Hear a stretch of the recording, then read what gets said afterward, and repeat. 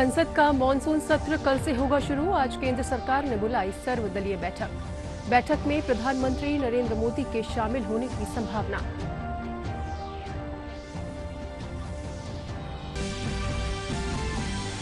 प्रधानमंत्री नरेंद्र मोदी 27 जुलाई को आएंगे सीकर। किसानों को सम्मान निधि की जारी करेंगे 14वीं किश्त।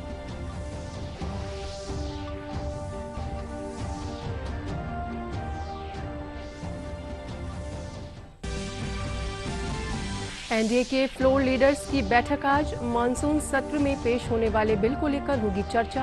विपक्ष को दिया जाएगा जवाब।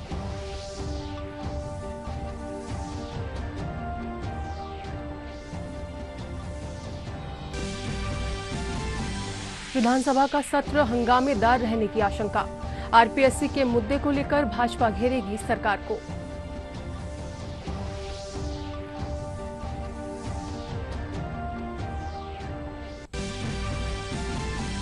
और मौसमी बीमारी से अस्पतालों में पहुंच रहे हैं मरीज। डॉक्टरों ने जलभराव से बचाव की दी नसीहत। मौसम विभाग ने राजधानी समेत पूर्वी राजस्थान के जिलों में बारिश की जताई संभावना।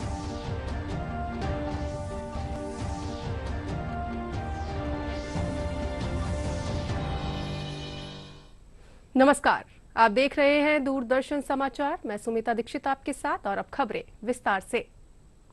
संसद का मॉनसून सत्र कल से शुरू होगा। उससे पहले केंद्र सरकार ने सर्वदलीय बैठक बुलाई है। इसमें सत्र को सुचारू चलाने के लिए सभी दलों के साथ चर्चा की जाएगी। बैठक में प्रधानमंत्री नरेंद्र मोदी के भी शामिल होने की संभावना है। बैठक दोपहर 3 बजे संसदीय ग्रंथालय भवन में बुलाई गई है। सरकार ने संसद के मॉनसून सत्र से पहले आज एक सर्वदलीय बैठक बुलाई है। सरकार की ओर से तमाम दलों को इस बैठक में शामिल होने का न्योता दिया गया है। बैठक में सत्र को सुचारू रूप से चलाने के लिए सभी दलों के साथ चर्चा की जाएगी। सत्र के दौरान सरकार जिस विधेयक को आगे बढ़ाना चाहती है उसके बारे में सभी दलों को एक औपचारिक जानकारी दी जाएगी। ऐसा इसलिए भी किया जाता है ताकि बैठक के दौरान राज्यसभा और लोकसभा के सांसदों के साथ एक आम सहमति बनाई जा सके, ताकि सुचारू रूप से सदन चले और एक सहयोग मिले। इससे जो संसद है उसके समय की बचत होती है और वहीं विपक्षी दल भी अपने अपने मुद्दों के बारे में सरकार को बताएंगे जिन पर वो सदन में चर्चा करवाना चाहते हैं। प्रधानमंत्री नरेंद्र मोदी 27 जुलाई को सीकर आएंगे। जिला स्टेडियम में किसानों को मिलने वाली सम्मान निधि की राशि की 14वीं किश्त जारी करेंगे। प्रधानमंत्री की सभा को लेकर केंद्रीय कृषि राज्य मंत्री कैलाश चौधरी, सांसद सुमेधानंद सरस्वती, भाजपा जिलाध्यक्ष सहित अनेक लोगों ने स्थान तय किया और पत्रकारों को जानकारी दी। मोदी जी 27 तारीख को सीकर की धरती पर किसानों को बहुत बड़ी सौगात देने के लिए यहाँ पर आ रहे हैं और किसान सम्मान निधि की किस्त पूरे देश में इस सीकर की धरती से रिलीज करेंगे और किसानों के लिए एक बहुत खुशी का विषय है। और ये पूरा क्षेत्र है वो किसानों का और युवाओं का क्षेत्र है और इसलिए यहाँ के सभी लोगों में उत्साह भी है और निश्चित रूप से आने वाले समय के अंदर यहाँ पर लाखों की संख्या में भी लोगों का आने का अनुमान है। और निश्चित रूप से प्रधानमंत्री जी ने जो देश के लिए किया है, आज भारत का सम्मान पूरे विश्व में बढ़ा है, तो इसको लेकर पूरे हर व्यक्ति में उत्साह है। एनडीए के फ्लोर लीडर्स की बैठक आज बुलाई गई है। इसमें कल से शुरू होने वाले मॉनसून सत्र को लेकर विपक्ष के आरोपों और हमलों का जवाब देने पर चर्चा होगी। साथ ही सत्र में आने वाले बिल को लेकर भी घटक दलों के साथियों से चर्चा की जाएगी।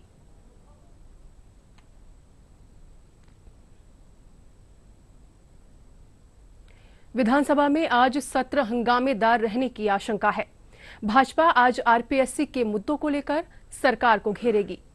वहीं विधानसभा के बाहर भी भाजपा कार्यकर्ता प्रदर्शन करेंगे। इससे पहले आरपीएससी मुद्दे को लेकर भाजपा युवा मोर्चा ने अजमेर में प्रदर्शन किया था, जिसमें प्रदेशाध्यक्ष समेत संगठन के कई लोग मौजूद रहे थे। विधानसभा में भारतीय जनता पार्टी के विधायकों ने किसानों की कर्ज माफी को लेकर सरकार का घेराव किया।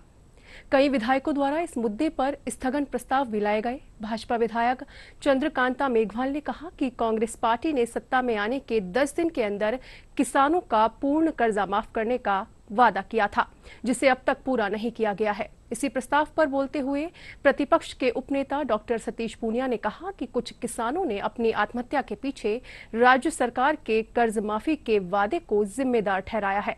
उन्होंने कहा कि किसानों की आत्महत्या के मामले चिंता का विषय है। वो जिन मुख्य मुद्दों पर, उसमें कानून व्यवस्था एक बड़ा मुद्दा है और इस मसले पर दुनिया में राजस्थान शर्मसार हुआ है, पराकाष्ठा है, इंतहा है और इसलिए हम लोगों ने स्थगन प्रस्ताव के जरिए अपनी बात उठाई है। नहीं सहेगा राजस्थान जो कल से आगाज हुआ है, उसमें इस मुद्दे को प्रमुखता से लेंगे। आज हमारा मोर्चा भी पेपर लीक से लेके इस तरीके के भ्रष्टाचार और कानून व्यवस्था से जुड़े मुद्दों पर अजमेर में बड़ा प्रदर्शन कर रहा है। जो आरोप भारतीय जनता पार्टी ने विधानसभा के बाहर लगाए पिछले 6 महीने में, वो सब आरोप अब उनको विधानसभा में लगाने चाहिए कांग्रेस की सरकार पर। और यदि उनके पास कोई तथ्य है तो वो तथ्य पेश करने चाहिए विधानसभा में। मध्य प्रदेश की पूर्व मुख्यमंत्री उमा भारती भोपाल से मथुरा जाने के दौरान धौलपुर में रुकी। इस दौरान भारती ने राजनीतिक परिदृश्य पर अपनी बात रखी। उनका कहना था कि सभी राजनीतिक दल एकत्र हो जाएं तो भी प्रधानमंत्री मोदी के गठबंधन का मुकाबला नहीं कर सकते। वहीं एक देश में 2 अलग-अलग कानून मूल सिद्धांत के खिलाफ हैं। आप पुनी से पूछ लो ना, मोदी के मुकाबले का कोई नेता आपके पास है क्या? चलो कराओ उसके नेतृत्व में चुनाव और कराओ मोदी के नेतृत्व में चुनाव। ले आओ नेतृत्व की बात से, छोड़ दो पार्टियों की बात। तुम सारी पार्टियां इकट्ठी हो जाओ। है कोई मोदी के मुकाबले में आज भारत में? आज पूरी दुनिया के नेता है मोदी जी, भारत की शान है मोदी। इसलिए विपक्ष के लोगों को बैठना चाहिए। हम उनमें तो कभी, मैं हमेशा बोलती हूँ अपने सत्ता पक्ष के लोगों को, हमने अटल जी से सीखा था ना। अटल जी कहते थे कि विजय में विनय रखा करो, तो हम विजय में विनय रखते हैं। हमें कहते हैं ना इनका मजाक बनाओ ना इनकी आलोचना करो। विपक्ष में है, लोकतंत्र में विपक्ष का बहुत महत्व होता है। विपक्ष मजबूत रहेगा तो हमसे लड़ने में सामर्थ्यवान रहेगा, नहीं तो हमें लगेगा कि हम सन्नाटे में राज कर रहे हैं। ये तो मुझे समझ में नहीं आएगी, एक राष्ट्र में 2 राष्ट्र का सिद्धांत कैसे चलेगा? यूनिफॉर्म सिविल कोड एक ही होना चाहिए। अमेरिका में कोड एक है, इंग्लैंड में कोड एक है, तो भारत में एक क्यों नहीं है? लोकतंत्र के मूल सिद्धांत के विरुद्ध है कि आप एक देश में 2 कानून रखें। ये लोकतंत्र के मूल सिद्धांत के विरुद्ध है, संविधान की मूल भावना के विपरीत है। इसलिए यूनिफॉर्म सिविल कोड में किसी को, ना मुसलमान को दिक्कत है ना हिंदू को, नेताओं को दिक्कत हो रही है। यूनिफॉर्म सिविल कोड ही है जो सबको बांधेगा। अपनी विभिन्न मांगों को लेकर किसान महापंचायत की ओर से जयपुर में विरोध प्रदर्शन किया गया। महापंचायत के राष्ट्रीय अध्यक्ष रामपाल जाट ने बताया कि उनके मुख्य मुद्दों में न्यूनतम समर्थन मूल्य पर खरीद की गारंटी, पूर्वी राजस्थान नहर परियोजना सहित सिंचाई संबंधी यमुना जल समझौता शामिल है। उन्होंने बताया कि बाजरा, मक्का, मोटे अनाज, सरसों आदि की न्यूनतम समर्थन मूल्य पर खरीद की मांग को लेकर प्रदेश भर के किसान जयपुर में जुटे। हमारा जो मुद्दा है वो ऐसा मुद्दा है जिसकी मांग करने की हमको आवश्यकता नहीं होनी चाहिए। सरकार का स्वयं का दायित्व है कि वो काम को पूरा करे और सरकार ने घोषणा की हुई है, लेकिन वो खुद की घोषणाओं की पालना नहीं कर रही। इसी के लिए आज का प्रदर्शन है, जिसमें हम चाह रहे हैं किसानों को उनकी उपजों का वह दाम मिल जाए जिसे सरकार न्यूनतम समर्थन मूल्य के रूप में घोषित करती है। दूसरा, उनके खेत को पानी मिल जाए, जिसमें जो राजस्थान की जीवन रेखा है, पूर्वी राजस्थान नहर परियोजना, उसका काम शीघ्र पूरा हो जाए। तो खेत को पानी, फसल को दाम, ये दोनों चीज जिस दिन किसान को मिल जाएगी, किसान पर ऋण नहीं मांगेगा। भाजपा युवा मोर्चा के कार्यकर्ताओं ने अजमेर में आरपीएससी और राजस्थान माध्यमिक शिक्षा बोर्ड का घेराव किया। घेराव के दौरान पुलिस ने युवा मोर्चा के कार्यकर्ताओं पर लाठीचार्ज किया, जिसमें कई कार्यकर्ता घायल हो गए। इससे पूर्व सभा के आयोजनों में प्रदेशाध्यक्ष सीपी जोशी, युवा मोर्चा के राष्ट्रीय अध्यक्ष तेजस्वी सूर्या, सांसद बाबा बालकनाथ ने संबोधित किया। भाजपा प्रदेशाध्यक्ष घायल कार्यकर्ताओं और कल के घटनाक्रम पर पत्रकारों से बात करेंगे। कांग्रेस सरकार ने धोखा किया है, उनके पेपर चोरी करने का जो काम किया है, कि अब तक के इतिहास में, देश भर के इतिहास में सबसे बड़ा अपराध युवाओं के साथ में से राजस्थान की कांग्रेस सरकार ने किया। आरपीएससी को एक कमाने का, एक तरह से केंद्र बनाने का लोगों ने काम किया है। इसका इनको सजा मिलनी चाहिए।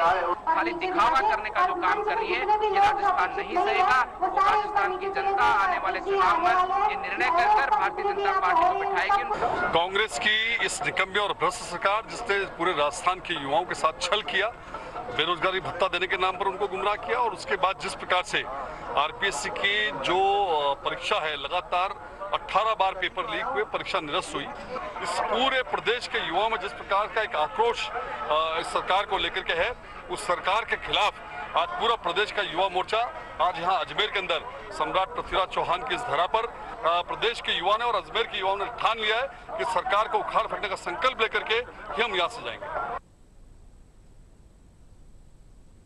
जोधपुर में हुई गैंगरेप की घटना के विरोध में अखिल भारतीय विद्यार्थी परिषद की ओर से जयपुर में राजस्थान विश्वविद्यालय के मुख्य द्वार पर विरोध प्रदर्शन किया गया। प्रदर्शन के दौरान कार्यकर्ताओं ने राज्य सरकार के खिलाफ नारेबाजी की। प्रदर्शनकारियों को पुलिस ने हल्का बल प्रयोग कर खदेड़ा।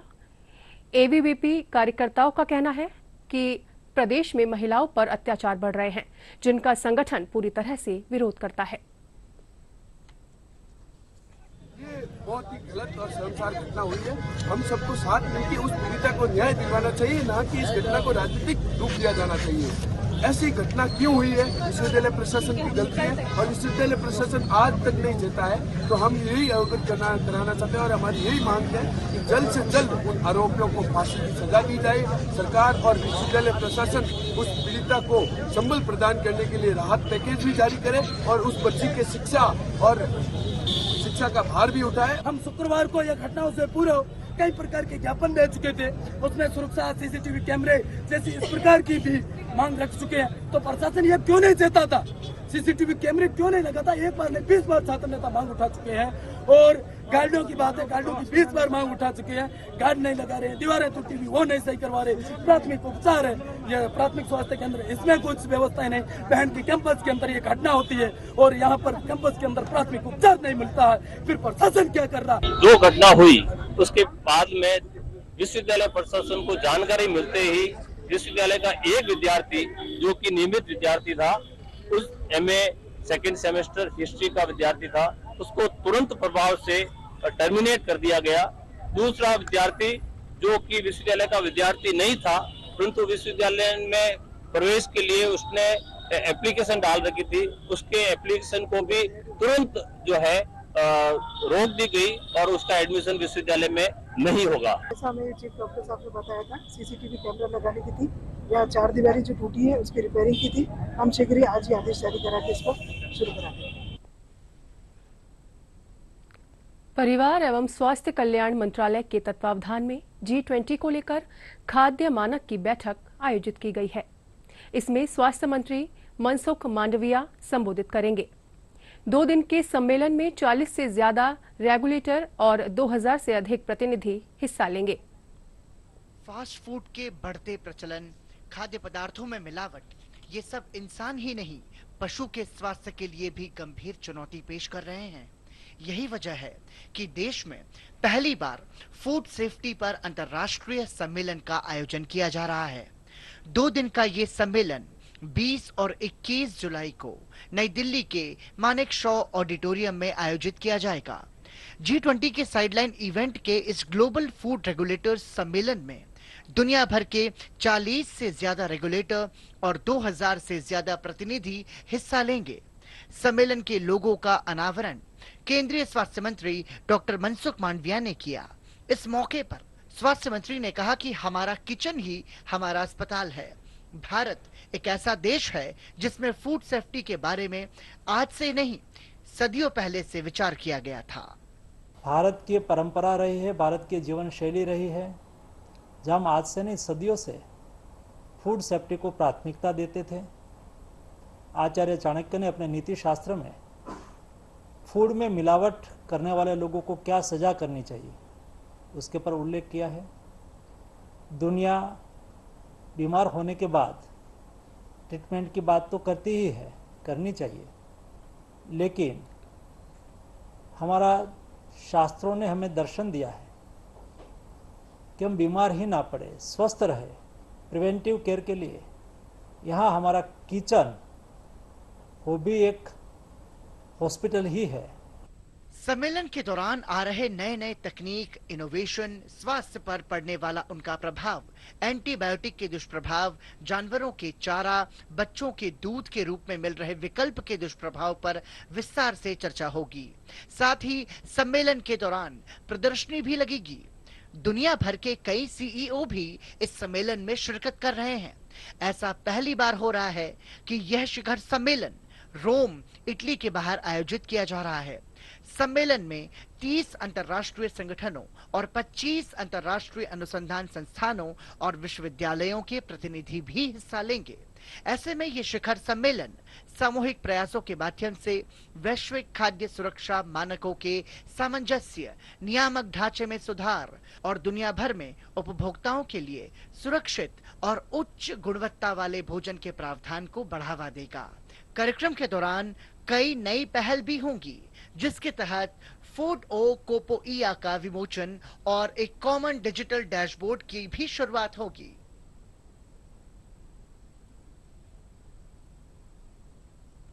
खबरों का दौर लगातार जारी रहेगा। फिलहाल वक्त हो चला है एक छोटे से अंतराल का। Welcome to JCRC University, the land of world-class learning, where the future looks bright and your dream takes a flight. University in the beautiful land of Jaipur, offering global placement opportunities. Visit jcrcuniversity.edu.in. अंतराल के बाद आप सभी का एक बार फिर से स्वागत है। अब बढ़ते हैं खबरों की ओर। कैर सांगरी ने स्वास्थ्य और गुणवत्ता के साथ अपनी अलग पहचान बनाई है, लेकिन कम उत्पादन के कारण इसके दाम लोगों की पहुंच से बाहर हैं। जायका बढ़ाने के साथ पौष्टिकता से भरपूर सांगरी के भाव आसमान छू रहे हैं। बादाम से भी महंगी सांगरी मुश्किल से मिल पा रही है। इसका कारण है कम उत्पादन होना। इस बार गिल्डू रोग की वजह से इसका उत्पादन 35% तक कम हो गया है। इसके चलते सूखी सांगरी के भाव 1200 रुपए प्रति किलो से अधिक हो गए हैं। महंगाई होने के कारण न केवल व्यापार प्रभावित हुआ है, बल्कि आम आदमी की पहुंच से भी दूर हो रही है। 12 महीने 2 साल का ही मैं खराब भी को नहीं सूखने बाद में, और जैसे चाहो 12 मासी एक अड़ी को जी की सब्जी बनावा, कोई नहीं रेडी हुआ नहीं और हुआ, या कोई मेहमान आए तो बहुत बढ़िया तरीके सब्जी बनाई तो बहुत हमें सारी चीज पड़े, काजू, पिस्ता, बादाम जो भी गेड़ना चाहो नहीं मैं वो सारो बात को तो मैं वो पड़े। बैंक बाद के मैंने अमचूर, लाल मिर्च ऐसे रात में भेज दी, खार सारा भेजी रात में। सुबह सब्जी बनवा दूँ मैं, टमाटर, प्याज मिश्रण करके बहुत बढ़िया तरीकों से सब्जी बनाई है। सांगरी है वो ज़्यादातर शेखावटी में मिलती है और ये बहुत ही अच्छी पौष्टिक आहार है। इसमें न कोई केमिकल न कोई और दवा डलती है और ये साल में एक बार लगती है। लेकिन अब की बार कुछ बरसात ओलावृष्टि होने की वजह से ये थोड़ा नाश हो गया है इसका।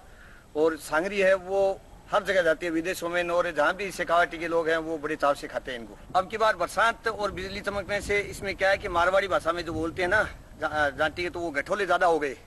और पहले तो 700-800 भाव थे और अब की बार कम होने की वजह से 1000-1200 के भाव हैं। ब्याह शादियों में हमारे यहाँ बहुत ज़्यादा उपयोग में होती है और जो भारत के लोग विदेश रहते हैं या असम, कलकत्ता, बम्बई रहते हैं वो भी बहुत पसंद करते हैं। वो जब भी आते हैं तो बड़ी चाव से इस सब्जी को खाते हैं। ये शेखावटी का मेवा है, ये एक तरह की पूरी प्राकृतिक सब्जी है। इसमें न तो कोई केमिकल मिलता है न कोई चीज़ हानिकारक है। ये स्वास्थ्य के लिए बहुत बढ़िया रहती है। सूखी सांगरी पौष्टिकता से भरपूर होती है, साथ ही इसके उत्पादन में किसी भी प्रकार के केमिकल का उपयोग नहीं होता है। सांगरी से शादियों और होटलों में विशेष रूप से सब्जी बनाई जाती है। इसकी सब्जी खाने से रोग प्रतिरोधक क्षमता में भी बढ़ोतरी होती है। अपने गुणों के कारण सूखी सांगरी से पंचकुटा की सब्जी तैयार की जाती है। राजस्थान की जो देसी सब्जी है और एक फेमस सब्जी है वो है सांगरी, जो कि केमिकल से मुक्त, एकदम प्राकृतिक, पौष्टिक और खाने में भी इतनी स्वादिष्ट और गुणकारी है जिसकी कोई जवाब नहीं है। और इसी सीजन में गर्मी स्टार्ट होती है, उस टाइम अपनी जो खेजड़ी वृक्ष है राजस्थान का, उसमें खूब लगती है, उसी से प्राकृतिक एकदम सब्जी है। लेकिन इस बार क्या असमय बारिश और बिजली के कड़कने से इससे सब्जी पे खूब प्रभाव पड़ता है। तो इस बार देखा गया है कि कम ही देखने को मिल रही है सांगरी की सब्जी। ये हमारे क्षेत्र के अंदर और इसकी सब्जी है शादी विवाह और पार्टियों के अंदर प्रमुखता से बनाई जाती है और खास महत्व देते हैं इनको। ये काफी गुणकारी बताते हैं। ये स्वास्थ्य के लिए और औषधीय रूप में भी ये बहुत बढ़िया काम करती है। इसमें किसी भी प्रकार की दवा और खाद्य नहीं होती है और ये प्राकृतिक रूप से शुद्ध है। जैसे सांगर और कैर ये अपने आप ही और प्रकृति के द्वारा ही तैयार होती है। ये काफी महत्वपूर्ण सब्जी है और जहाँ भी जो मारवाड़ी शेखावाटी के जो लोग रहते हैं दुनिया के चाहे किसी भी कोने में रहते हो, इस सब्जी को वो बड़े चाव से और प्रमुखता से काम में लेते हैं।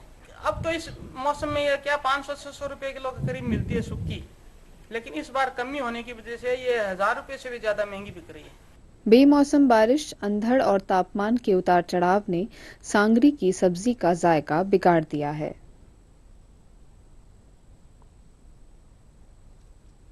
जयपुर के जैकेलोन अस्पताल में आग लगने से अफरा तफरी के बाद अब विभाग हरकत में आया है। मामले की जांच के लिए उच्च स्तरीय कमेटी बनाई गई है, जिसे 48 घंटे में रिपोर्ट देनी होगी। इसके साथ ही सभी मेडिकल कॉलेज से जुड़े अस्पतालों की इलेक्ट्रिक और फायर यूनिट की ऑडिट भी होगी। गौरतलब है कि जैकेलोन अस्पताल में वार्ड में देर रात आग लग गई थी, जिसमें करीब 30 बच्चे भर्ती थे, जिन्हें सुरक्षा कर्मियों ने सुरक्षित निकाला। सूचना पर फायर ब्रिगेड की टीम मौके पर पहुंची और आग पर काबू पाया। आग लगने से भर्ती बच्चों के परिजन भी परेशान हो उठे। वहीं पुलिस और फायर कर्मियों ने भी वार्ड से बच्चों को भी निकालने में मदद की। बच्चे को, किसी परिजन को, किसी डॉक्टर को, नर्सिंग स्टाफ को किसी तरह की क्षति नहीं पहुंची। हमारे वार्ड, उस वार्ड में करीब 30 बच्चे मौजूद थे। मतलब 2 वार्ड है, उसके बगल में दूसरे वार्ड में 30 बच्चे और थे। तो पहले खाली कराया मैंने जहाँ आग लगी थी, फिर भी आगे भाई ऐसे आगे आग नहीं फैल जाए, तो दूसरे अड़ा हुआ वार्ड था, वार्ड नंबर 6, उसमें बच्चे तुरंत उन्होंने दूसरे वार्ड शिफ्ट कर दिया। ये कोई बरसात का मौसम है, कहीं स्पार्किंग हुई है, कहीं शॉर्ट सर्किट हुआ है, संभवतः कारण वही लगता है। फिर भी पता लग रहा है, जब हमारी कमेटी बना दी गई है कि इसका क्या निकलता है। मौसम में आए बदलाव के बाद जयपुर स्थित सवाई मानसिंह अस्पताल में आने वाले मरीजों की संख्या में इजाफा हुआ है। यहां आउटडोर में खांसी, जुकाम, बुखार सहित अन्य मौसमी बीमारियों के मरीज काफी संख्या में देखे जा सकते हैं। अस्पताल की चिकित्सक डॉक्टर गुंजा जैन ने बताया कि बारिश के बाद लोगों को मच्छरों से फैलने वाली बीमारियों के प्रति सावधानी बरतनी चाहिए। साथ ही घर के आसपास सफाई का भी विशेष ध्यान रखना चाहिए। बुखार के साथ पेशेंट आ रहे हैं, जो ऐसा कोई डरने वाली बात नहीं है, बट ऐसा है कि पेशेंट 2-3 दिन तक परेशान रहता है। हाथ पैरों में दर्द है, खांसी है, गले में खराश है, छींके हैं, इस तरह के कॉमन सिम्टम्स है। और कुछ पेशेंट्स डेंगू के भी पॉजिटिव आ रहे हैं, जो इस तरह का बारिश हुई है उसके बाद में। मच्छरों से बचाव के लिए ये है कि जो लोग बाहर रहते हैं, स्पेशली बच्चे हैं जैसे स्कूल जा रहे हैं, पुरुष हैं जो कि बाहर काम पे जा रहे हैं, कोशिश करें कि फुल स्लीव्स के कपड़े पहने, अपने आसपास गंदा पानी इकट्ठा ना होने दें। आसपास अगर कुछ मच्छर मक्खी अगर आप देख रहे हैं अपने एरिया में, तो आप अथॉरिटीज़ को इन्फॉर्म करें कि वहाँ आवश्यक कदम उठाएं। और अब खबर मौसम से जुड़ी। अगर बात की जाए मौसम की, तो प्रदेश में मानसून के एक बार फिर सक्रिय होने से कई जिलों में बारिश हो रही है।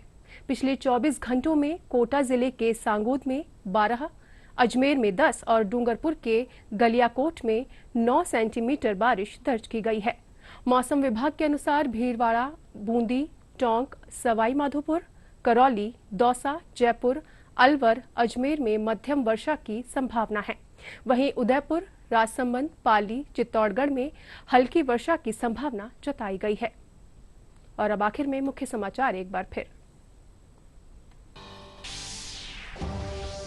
संसद का मॉनसून सत्र कल से होगा शुरू। आज केंद्र सरकार ने बुलाई सर्वदलीय बैठक में प्रधानमंत्री नरेंद्र मोदी के शामिल होने की संभावना।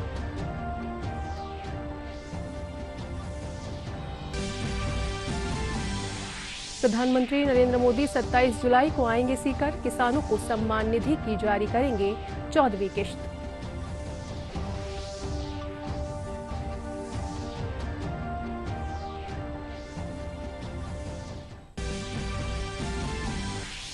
एनडीए के फ्लोर लीडर्स की बैठक आज। मॉनसून सत्र में पेश होने वाले बिल को लेकर होगी चर्चा। विपक्ष को दिया जाएगा जवाब।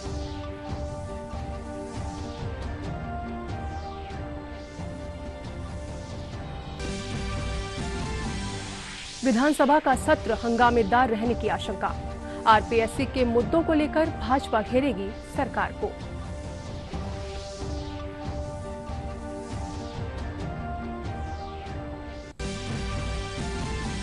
और मौसमी बीमारी से अस्पतालों में पहुंच रहे हैं मरीज। डॉक्टरों ने जलभराव से बचाव की दी नसीहत। मौसम विभाग ने राजधानी समेत पूर्वी राजस्थान के जिलों में बारिश की जताई संभावना।